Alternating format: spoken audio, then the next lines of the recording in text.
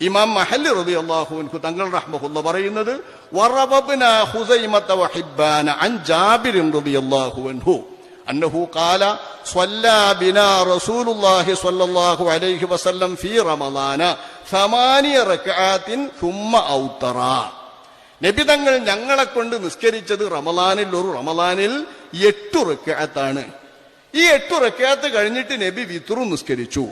ഫലമ്മാ കാനത്തിൽ ഖാബിലതു ഇജ്തമഅനാ ഫിൽ മസ്ജിദി വറജൗനാ അൻ യഖ്റുജ ഇലൈനാ ഹത്താ അസ്ബഹനാ എന്നും പറഞ്ഞിട്ട് മഹാനായ ജാബിർ റളിയല്ലാഹു അൻഹുവിന്റെ ഹദീസ് ഇബ്നു ഹുസൈമയും ഇബ്നു ഹിബ്ബാനും നിവേദനം ചെയ്യുന്നു. ഇബ്നു ഹിബ്ബാനും ഇബ്നു ഹുസൈമയും അവരുടെ രണ്ടുപേരുടെയും സ്വഹീഹുകളിൽ നിവേദനം ചെയ്യുന്ന ഈ ഹദീസ് സ്വഹീഹല്ല എന്ന് നമ്മൾ പറയുന്നില്ല.